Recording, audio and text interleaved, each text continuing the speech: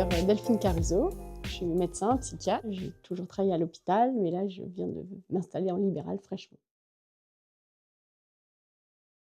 Alors, la bipolarité, moi, je pense que c'est une maladie très invalidante, très handicapante, parce qu'elle arrive assez tôt quand même dans la vie. Eu le temps toujours d'avoir une vie, de construire des liens sociaux, d'avoir un métier, d'avoir une famille. C'est qu'après, pour reconstruire, c'est long, c'est difficile. Et puis, c'est des maladies qui sont déroutantes, déstabilisantes, que la population en général ne comprend pas toujours. Et donc, ça isole. Qui isole celui qui est malade, mais aussi son environnement, ses proches.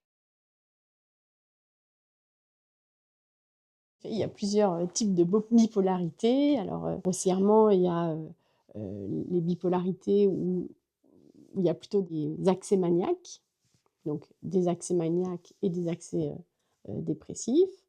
Il y a un autre type de bipolarité où il y a des accès dépressifs et de l'hypomanie, donc des passages un peu up, mais moins haut, moins bruyants. Des types aussi où il y a beaucoup de phases très rapides. Donc c'est en même temps dans l'intensité des symptômes en haut, en bas, et en même temps dans la fréquence.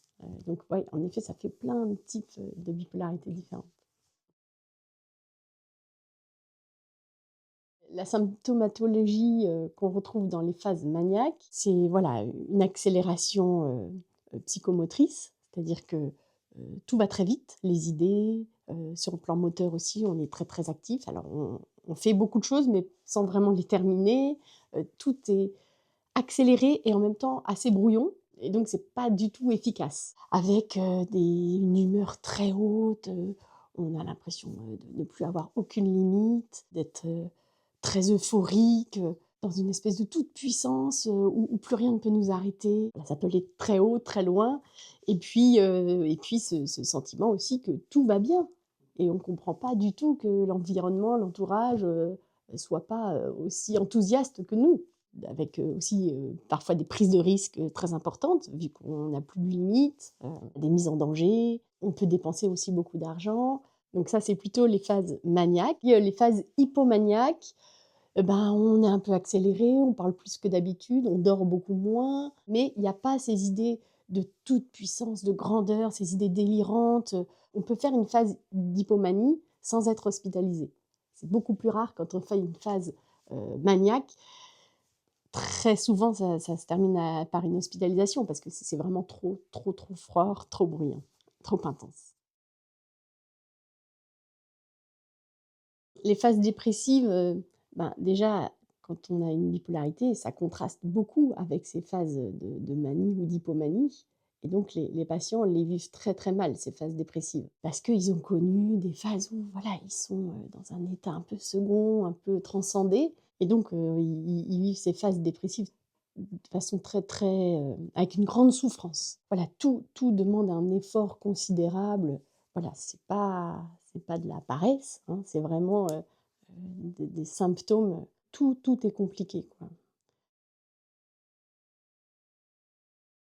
En ce qui concerne la durée des phases, c'est très variable d'un individu à l'autre, que ce soit les phases de manie, d'hypomanie ou les phases dépressives. En général, les phases dépressives sont longues parce que, elles font souvent suite à une phase un peu de manie ou d'hypomanie, et donc comme je disais, il y a un gap tellement grand entre le fait d'être en phase de manie ou d'hypomanie et la descente, que la remontée peut être longue et pénible. Les manies, ça s'enflamme vite, mais pour revenir à la normale, enfin à l'équilibre, disons, c'est un peu long. En fait, plus la phase est intense et moins elle est traitée, et plus le retour à l'équilibre sera long.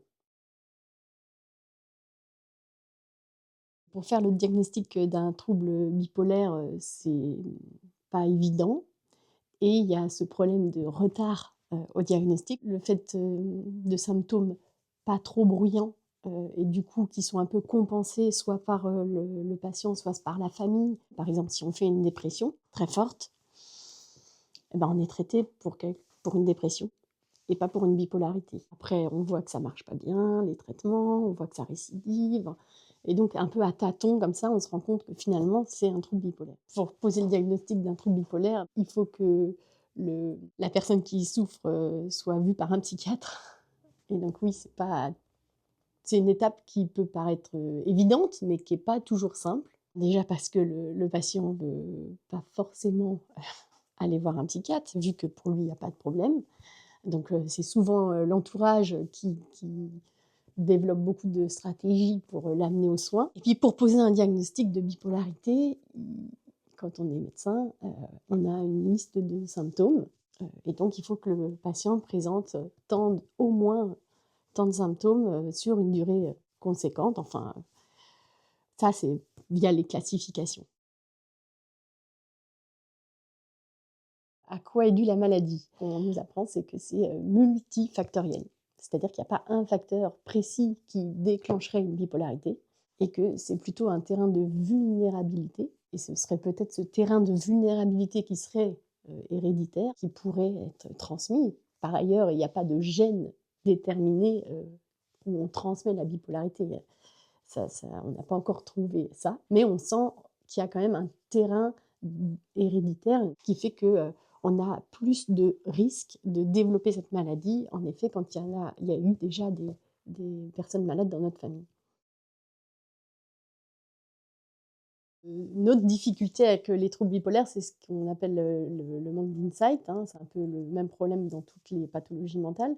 C'est le fait d'accepter, enfin de reconnaître que ce qui nous arrive est dû à une maladie. Et donc ce manque d'insight est vraiment invalidant, parce que ben, ça retarde l'accès aux soins, ça rend les soins plus compliqués, l'alliance avec le proche, enfin celui qui est malade, est parfois très dur à obtenir, que ce soit de l'entourage ou que ce soit des soignants eux-mêmes. Et donc cette acceptation de la maladie est vraiment longue, souvent, et nécessite un accompagnement, hein, notamment par de l'information, grâce à la psychoéducation, le fait de pouvoir mieux se connaître. C'est aussi un enjeu fondamental, moi je trouve, pour la prise en charge de ces maladies, parce qu'un patient qui reconnaît que ce qu'il vit, c'est dû à une maladie, on fait un grand pas déjà vers la guérison et l'équilibre et la stabilité.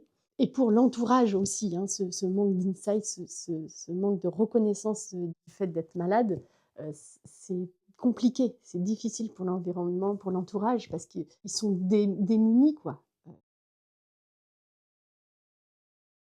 Alors, si on parle des comorbidités, il y en a beaucoup, en ce qui concerne la bipolarité, mais j'ai envie de dire un peu dans toutes les pathologies, qui touchent la santé mentale. Il y a des comorbidités d'addiction, évidemment, hein, c'est la 1re, à laquelle on pense, que ce soit l'alcool, heu, les drogues, le tabac. Donc voilà, toute cette, addiction, est quand même ces comorbidités addictives sont, très fréquentes, hein, dans la bipolarité.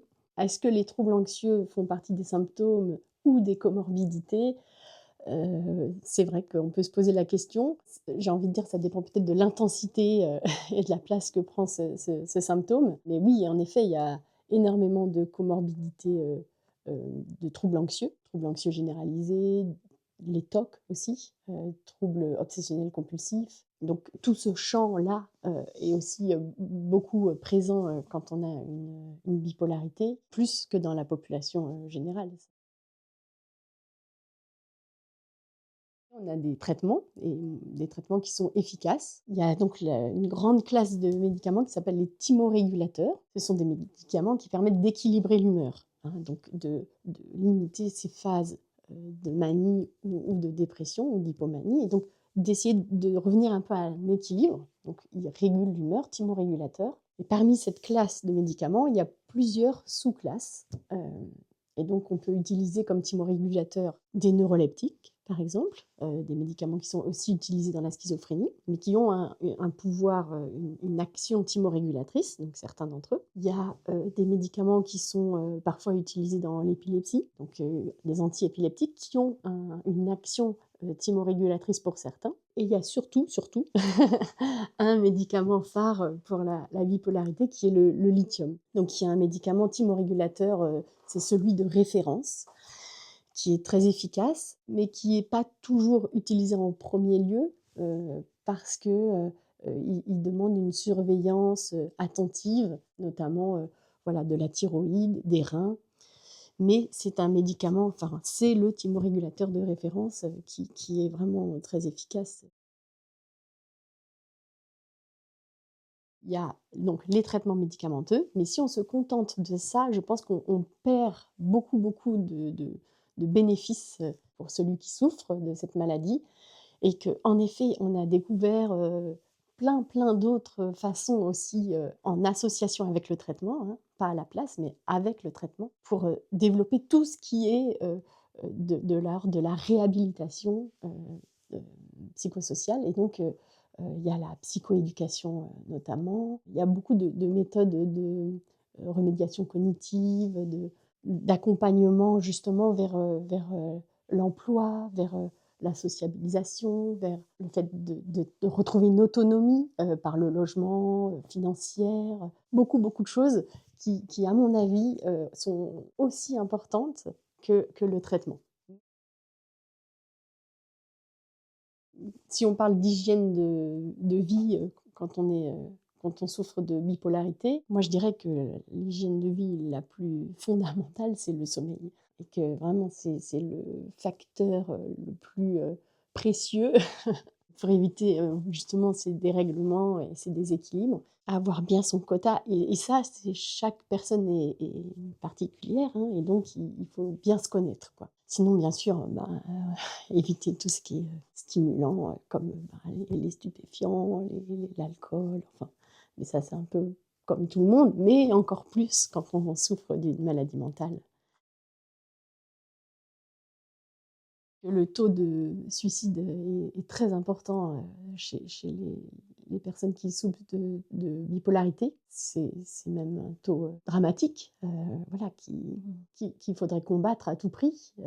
Comment faire pour le réduire? Je pense que ça passe par le fait de diagnostiquer plus tôt, de mettre, d'emblée, tous les toutes les chances du côté du patient, c'est-à-dire, ne pas attendre des années de maladie pour proposer la psychoéducation, pour proposer, d'accompagner les proches, mais de le faire d'emblée, quoi. Tout de suite, dès que le patient, arrive aux soins, parce qu'on sait que déjà il y a eu pas mal de temps de passé avant qu'il arrive aux soins et ben, on met le paquet, quoi. Et peut-être aussi sensibiliser, plus, la population générale, déstigmatiser cette maladie, accompagner les proches.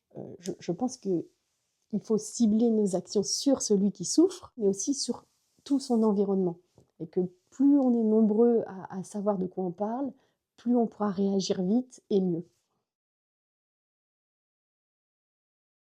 Alors, la place de la famille dans le parcours de soins, je pense qu'elle est primordiale parce que de toute façon, ils sont là et ils souffrent autant que celui qui est malade. Souvent, ils sont, complètement démunis, parfois même un peu affolés, de ce qui se passe et puis ils ont été, eux, les 1ers témoins, du début des symptômes, des signes, des ils ont une richesse à nous transmettre, nous, professionnels, qui est énorme, ne serait-ce comme observateurs et puis pour justement nous aider à faire le bon diagnostic et à démêler un peu tout ça.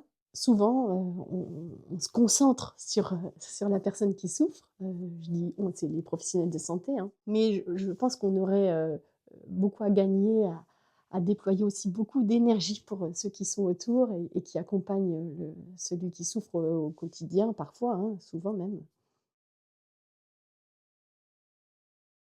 Quand on a des doutes pour soi-même ou pour son proche, des interrogations, le mieux, c'est de se tourner vers un médecin. En premier lieu, ben, le médecin généraliste, celui qui nous connaît le mieux. Donc voilà, le médecin généraliste, lui, pourra essayer de démêler un peu les choses, peut-être orienter s'il faut vers, un psychiatre, ou parfois un psychologue, hein, si c'est pas, ça nécessite pas, une action médicale. Après si on a des doutes, mais qu'en fait, il y a déjà des symptômes bruyants, quelqu'un en crise, ben, là, c'est les urgences. Faut-il encore que la personne accepte, d'aller aux urgences? Le 15, hein, peut être aussi un bon recours, hein, pour, justement aider, ces familles qui sont complètement démunies à savoir quoi faire. Voilà, le tout étant de trouver une porte d'entrée pour, qu'ensuite on soit réorienté s'il faut, mais voilà, frapper à une porte.